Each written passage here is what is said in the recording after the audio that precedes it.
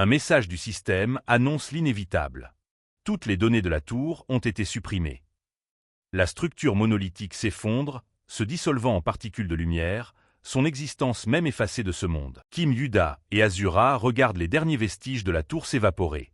Yuda marmonne, incrédule, sérieux. Tout a disparu. Yuda fixe un artefact doré qui brille dans sa main, un vestige du pouvoir du système. Il se dit, dès l'instant où la fenêtre de Stat s'est brisée, était-il déjà trop tard pour le sauver? Il se rappelle la règle fondamentale de ce monde, si la fenêtre de Stat se brise, le corps physique du joueur périt également. Une vision de Lee Chan-woo se désintégrant lui traverse l'esprit alors qu'il réalise. Ça veut dire que j'aurais déjà dû y passer, moi aussi. Alors que le souvenir de sa propre fenêtre de Stat se brisant lui revient, une question cruciale se pose.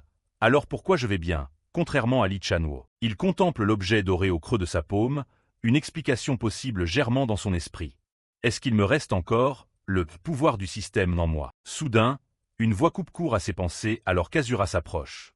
Pourquoi tu tires une tronche pareille depuis tout à l'heure, gamin? Azura le regarde de haut, l'expression indéchiffrable.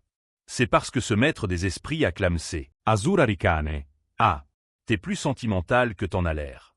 Yuda, agacé, réplique, ouais, et alors?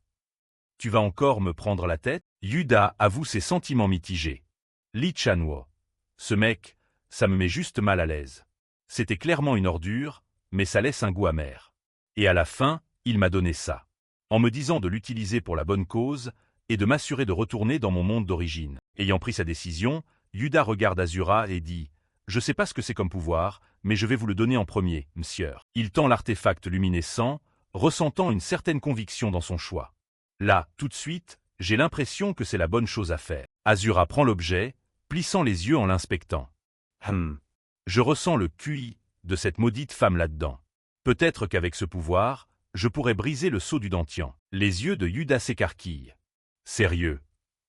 Alors vous allez retrouver toute votre force? Mais Azura calme vite ses ardeurs. Ne t'emballe pas. Avec cette quantité, seule une infime fraction sera restaurée. Azura précise, bien que ce que je ressens de cet objet soit identique au sien, on est loin du puissant QI qui a scellé mon Dantian. Un nouveau terme attire l'attention de Yuda.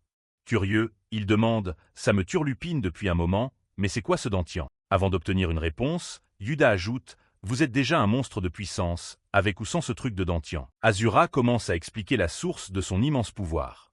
La force que j'utilise en ce moment, ce sont les arts externes.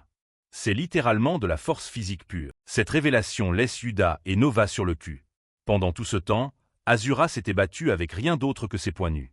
Yuda pense, admiratif, c'est un vrai monstre. Le regard d'Azura se durcit, laissant entrevoir une puissance bien au-delà de ce qu'ils ont pu voir. Et si je récupère le Dantian, déclare-t-il, je pourrais utiliser l'énergie interne. Azura poursuit, expliquant le niveau de puissance supérieure. L'énergie interne utilise le pouvoir du QI qui circule dans mon corps pour déployer une force colossale qui transcende les arts externes. Le concept est étranger à Yuda, qui ne peut le comparer qu'à sa propre expérience. Ses yeux s'écarquillent de choc lorsqu'il demande « l'énergie interne ». C'est comme une compétence magique. Yuda plonge dans un silence contemplatif, rassemblant les pièces du puzzle. En y repensant, ce mec était hyper fort même sans fenêtre de stats. Son esprit tente d'assimiler l'ampleur phénoménale de la puissance d'Azura. Assez fort pour détruire la fenêtre de stats et la tour.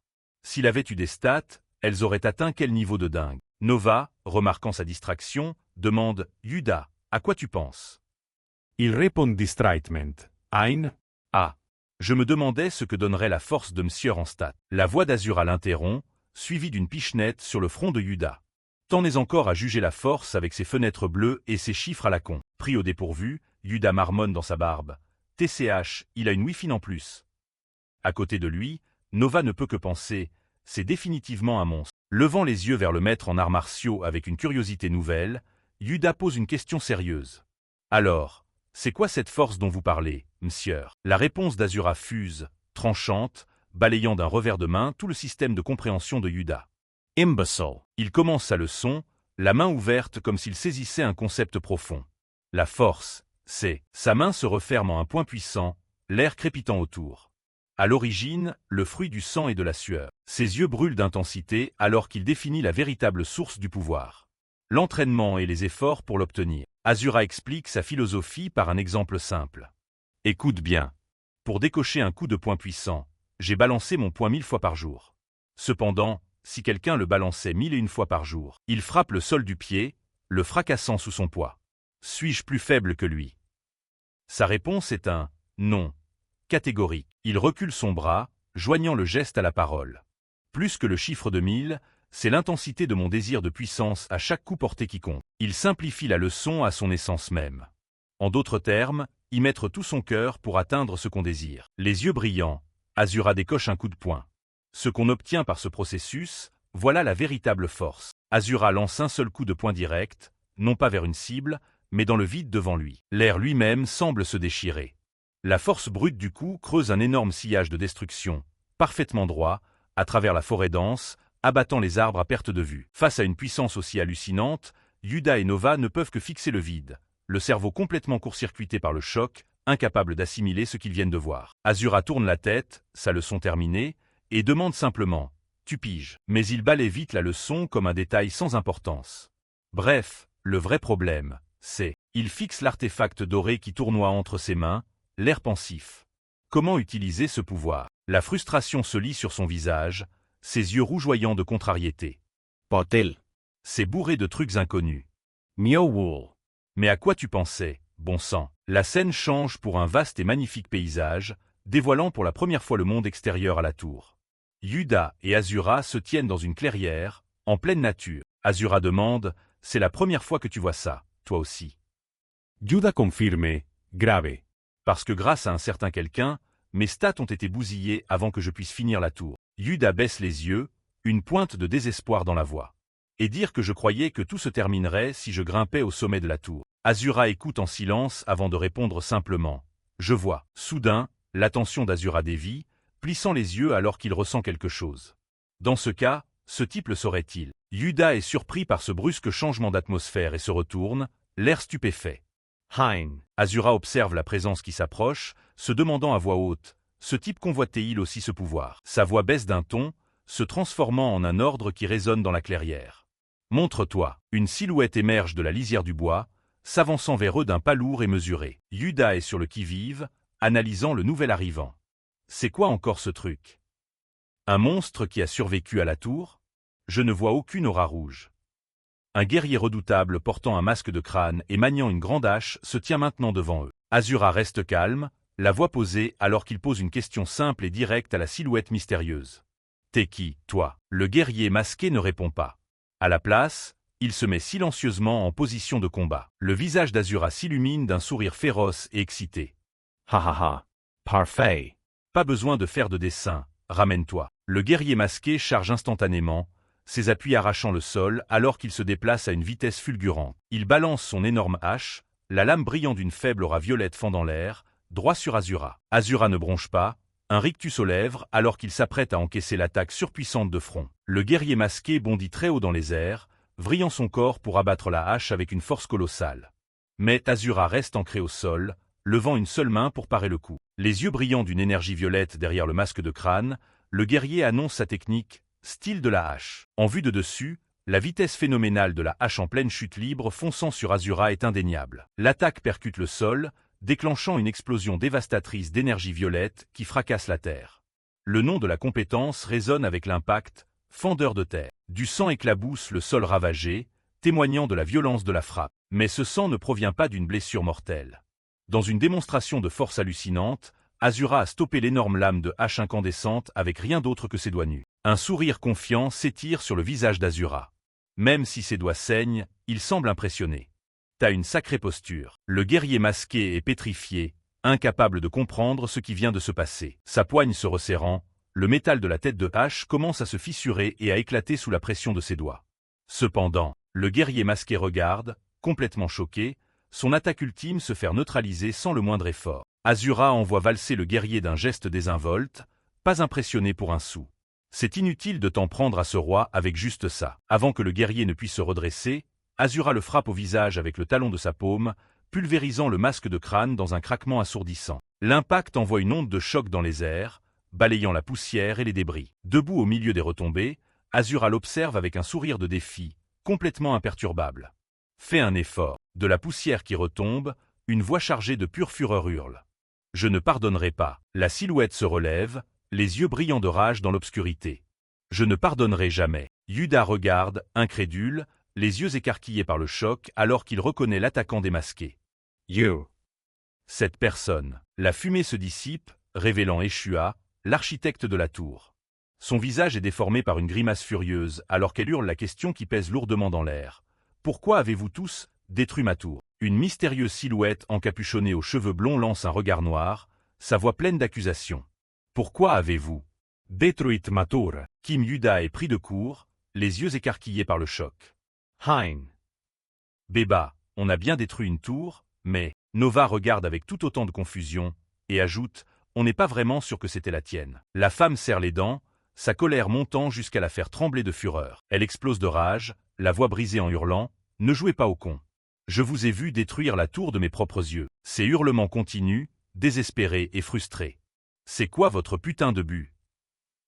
Pourquoi vous avez fait un truc pareil? Azura regarde la scène se dérouler, l'expression froide et impassible. Alors que Kim Yuda écoute, la voix de Kalina résonne, chargée de 2 ans de frustration. Si ce n'était pas pour vous, à cause de vous, j'erre dans ce désert depuis 2 années entières. Dans ce monde en ruine, j'aurais pu retourner dans mon monde d'origine depuis belle lurette.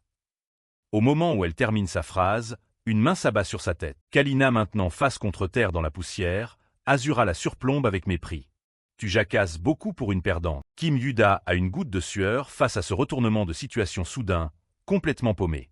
Quoi? Alors que le soleil se lève, baignant le paysage d'une lueur chaleureuse, l'atmosphère tendue commence enfin à s'apaiser. Totalement calmée, Kalina est maintenant agenouillée sur le sol, parlant avec un regret sincère. Désolé. J'ai mal compris et j'ai failli vous blesser. La tête basse et ses armes jetées de côté, elle présente des excuses sincères. Je suis vraiment désolé. Kim Yuda se gratte l'arrière de la tête avec un sourire rassurant. C'est bon. Ah. C'était tout à fait normal de se méprendre. S'il te plaît, relève-toi. Une fois sur ses pieds, Kalina regarde Kim Yuda avec émerveillement. Bref, c'est honnêtement incroyable que tu aies réussi à atteindre le sommet de la tour avec des stats pareils. L'expression de Kim Yuda devient sérieuse alors qu'une pensée lui traverse l'esprit. Je pourrais jeter un autre coup d'œil à ta fenêtre de stats. Kalina? Juste une seconde. Tens. Dit Kalina, en faisant rapidement apparaître un écran bleu translucide devant elle. La fenêtre de stats révèle l'impossible. Kalina est niveau 86, mais ses stats de base, force, agilité, intelligence et chance, sont tout à un seulement. Et en dessous, le chiffre ahurissant de 86 millions de points de stats non utilisés. Cette vision laisse Kim Yuda complètement abasourdi. Les yeux écarquillés par le choc, il lâche à voix haute. J'arrive toujours pas à y croire. Tu as atteint le sommet de la tour. L'esprit encore embrouillé, Kim Yuda se dit. Avec des stats comme ça? Il jette un coup d'œil à Azura, qui médite avec une aura rose calme mais puissante. Ça revient grosso modo à monter de niveau sans jamais utiliser ses points de stats. Sa réflexion se poursuit, résonnant dans le silence. Pour que ce soit même possible. Cette fille, alors qu'il marche à travers la forêt, une comparaison saisissante frappe l'esprit de Kim Yuda. Est-elle aussi balèze que ce vieux fou? Il se tourne ensuite vers Kalina et demande « tu disais qu'il n'y avait rien au sommet de la tour, c'est ça ?» Kalina regarde droit devant, l'expression sombre en confirmant sa question. Ouais, il n'y avait rien. À la place, elle se souvient du moment où elle a atteint le sommet, se tenant devant la tour en pleine dissipation. Pas même les monstres habituels en vue.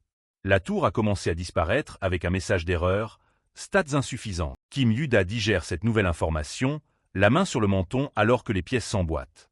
Une erreur s'est produite parce que les stats n'étaient pas assez élevées. Alors c'était clairement un coup d'Eshua. Kalina le regarde, surprise et perplexe face à ce nom inconnu. Eshua. Le regard de Kim Yuda se durcit alors qu'il explique leur mission. L'être qui nous a donné ses fenêtres de stats et ses pouvoirs, et qui nous a appelés dans la tour. On traque cet être pour trouver un moyen de rentrer dans notre monde. Alors que Kalina contemple le coucher du soleil, une nouvelle évidence s'impose à elle. Alors ça veut dire qu'elle est aussi. Son attention se porte sur Azura, qui est assis en tailleur, enveloppé dans un vortex tourbillonnant d'énergie flamboyante pendant sa méditation. Mais qu'est-ce qu'il fout là? Kim Yuda répond d'un ton blasé, tout aussi perplexe face au spectacle.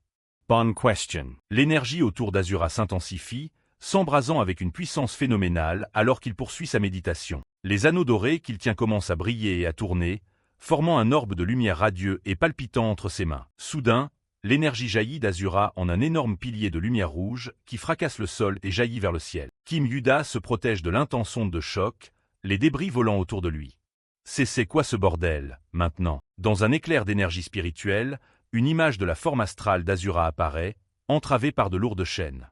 Une lumière éclatante explose de sa poitrine, comme s'il brisait l'un de ses sceaux. Yuda et Kalina regardent avec une incrédulité totale. Yuda se dit, halluciné par l'ampleur du pouvoir déployé, il restaure juste un dentian. Pourquoi les effets spéciaux sont si dingues? À l'instant où cette pensée lui traverse l'esprit, une décharge d'énergie semble frapper Kim Yuda, ses yeux s'ouvrant d'un coup, sous le choc. Il se tient la tête, serrant les dents de douleur, alors que ses yeux brillent d'un or envoûtant. NNGH. Ma tête. Une vision terrifiante lui traverse l'esprit. Un magnifique château ravagé par des explosions, s'effondrant en ruines et en flammes. La vision de destruction continue alors que des météores pleuvent du ciel, anéantissant la ville en contrebas dans une série d'explosions enflammées. Au milieu du chaos, une unique silhouette humanoïde luminescente flotte d'un air menaçant, semblant être la source du cataclysme. La vision se concentre sur une femme aux cheveux d'argent, son visage un masque de pure terreur et de désespoir, alors qu'elle pousse un hurlement déchirant. Non. Ramené brutalement à la réalité, Kim Yuda est en sueur, les yeux écarquillés par l'horreur persistante de la vision. C'est quoi ces souvenirs? Pense-t-il, ces visages me disent quelque chose. L'immense énergie finit par retomber, et Azura se remet sur pied, se tenant bien droit alors que la poussière retombe autour de lui. Il examine une faible lueur d'énergie dans sa paume. HM. Mon pouvoir interne a commencé à circuler un peu. Mais on est encore loin du compte. Son expression se durcit de détermination alors qu'il serre le poing. Il va me falloir plus de ce pouvoir pour briser le sceau de mon dentian. Les pensées d'Azura se tournent vers le souvenir d'une femme en silhouette aux yeux rouges flamboyants. Donc, je dois utiliser ce pouvoir. Il fixe intensément l'image persistante de son mystérieux adversaire, terminant sa pensée avec une détermination farouche. Pour défaire son sceau, un sourire carnassier, tranchant, s'étire sur le visage d'Azura alors qu'un nouveau plan germe dans son esprit. Interessant. Se tournant vers le groupe, Azura fait une déclaration audacieuse. J'ai capté comment retrouver ma force. Si j'utilise cette énergie, je pourrai restaurer mon dentian à fond. Avec un large sourire impatient, il pointe vers l'avant, prêt à l'action. Alors manie-toi, on se tire vers la prochaine tour, gamin. Kim Yuda a l'air hésitant, soulevant une objection logique. Mais, monsieur, toutes les tours n'ont pas forcément un pouvoir d'héritier. Pas vrai? Il continue d'exprimer son inquiétude, l'air pensif. Il pourrait y avoir des tours sans héritier pour le moment. Une voix douce l'interrompt. Non, je connais le chemin. Kim Yuda se retourne de surprise, réalisant qui a parlé. Nova. Ses yeux s'écarquillent sous le choc en voyant son apparence altérée.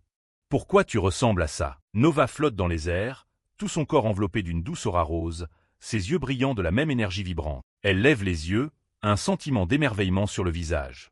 Je sais pas trop ce qui s'est passé non plus, mais je peux le sentir maintenant. Ses cheveux flottent alors que des flux d'énergie violette se connectent à elle.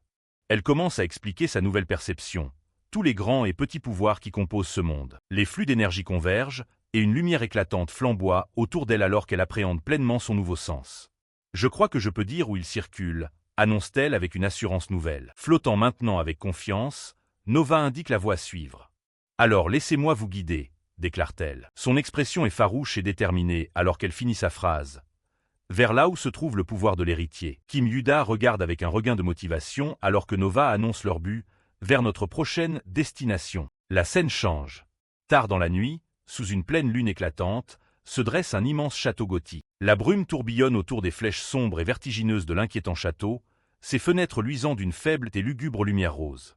C'est le cœur du royaume des démons. À l'intérieur, le grand hall est vaste et silencieux, décoré de bannières majestueuses suspendues haut au mur. Le silence est rompu par le claquement de chaussures de ville cirées contre le sol en pierre. Un elfe au visage sévère, aux cheveux d'argent impeccablement peignés et portant un monocle, fait son apparition. Il est habillé de façon immaculée d'un costume formel, dégageant une aura de froid professionnalisme. Cet elfe, Graydon, commence son rapport à une personne hors champ. Les terres agricoles du « champ de vent sanglant », conçues personnellement par le roi démon, envoient chaque mois une part de la récolte en guise de frais de maintenance. Il poursuit, le ton égal et formel. Et la mine sombre est dans les temps pour livrer un lingot d'or chaque mois. La caméra remonte vers une figure cornue avachie sur un trône massif, écoutant le rapport avec un « ah même » pensif. Un sourire avide et toute dent dehors s'étale sur le visage du roi démon alors qu'il glousse de satisfaction. Bien, bien. Ah. À ce rythme, atteindre le million de pièces n'est plus très loin. Ah. Toujours souriant, le roi démon congédie son subordonné. Graydon, tu as bossé dur tout ce temps aussi, alors prends une pause. Graydon, cependant, reste immobile. Il y a juste un rapport inhabituel. Le roi démon se penche légèrement en avant, l'intérêt piqué. Inhabitual. La salle du trône semble s'étendre à l'infini devant lui. Graydon explique. Oui, alors qu'un soldat patrouillait sur le mur et il a repéré un groupe non identifié. Son regard s'aiguise alors qu'il livre son analyse. Ce n'est pas encore confirmé, mais d'après mon analyse de leur identité potentielle. Se tenant devant les vitraux baignés de lumière cramoisie, Graydon tire sa conclusion. Il semblerait que un nouveau groupe de héros soit apparu dans le royaume des démons. Le roi démon se moque de la nouvelle. Un nouveau groupe de héros? Ils n'ont toujours pas retenu la leçon. Il lève les yeux, un sourire vicieux et carnassier révélant ses crocs acérés. Ses yeux rouges brillent de malice.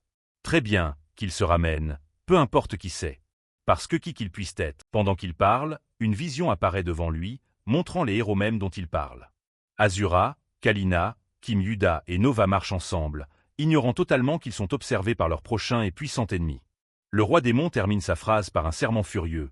ILS ne feront pas un seul pas dans M1 Château. Un nouveau jour se lève, avec un ciel bleu azur parsemé de gros nuages blancs. Un message du système apparaît au-dessus d'une ville d'allure médiévale.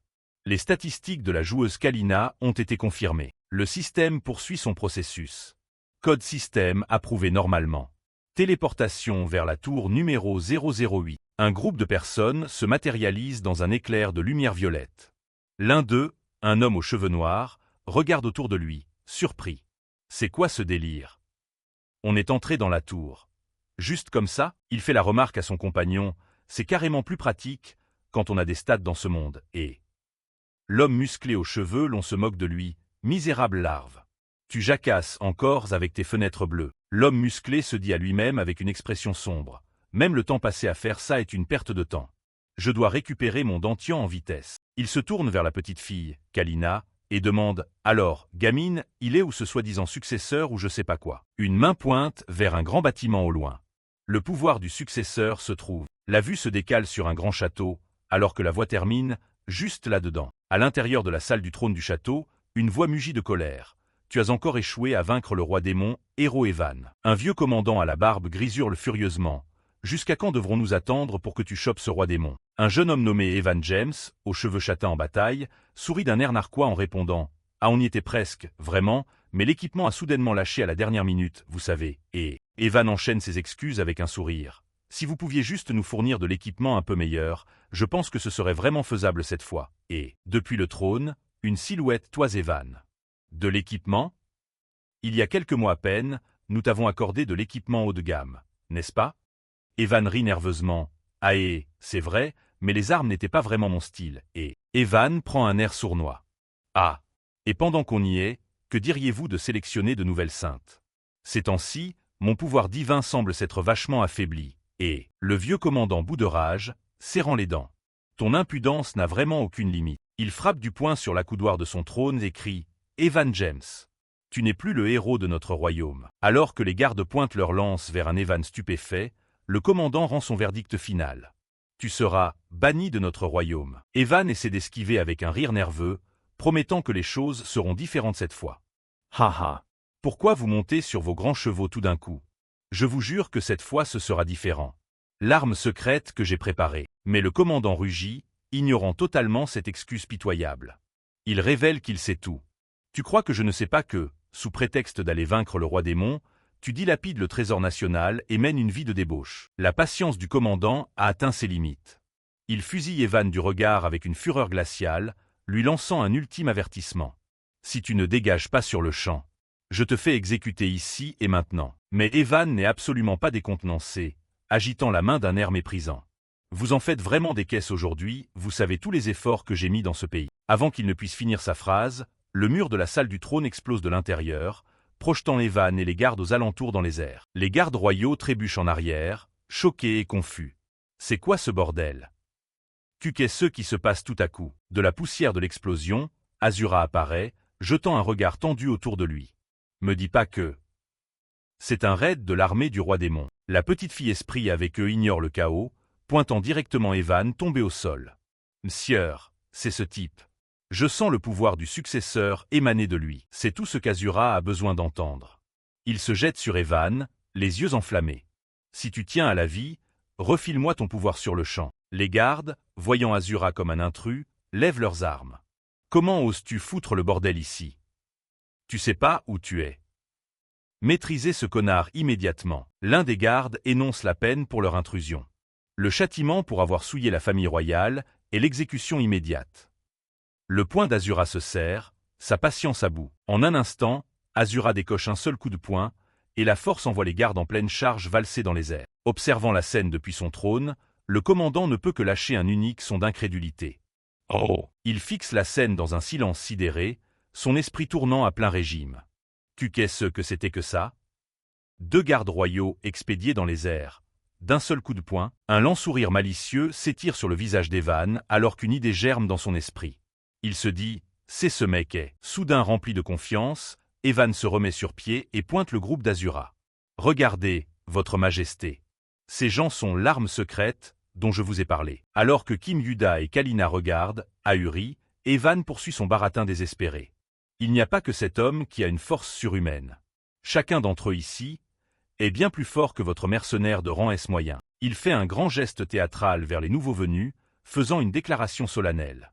Avec ces personnes à mes côtés, nous vaincrons à coup sur le roi démon Belzar. En entendant ça, la tête d'Azura se tourne brusquement, son expression virant à l'agacement pur et dur alors qu'il réalise qu'il se fait utiliser. Quoi? La scène change, montrant des gens marcher paisiblement dans une rue de la ville. La scène revient sur la rue de la ville.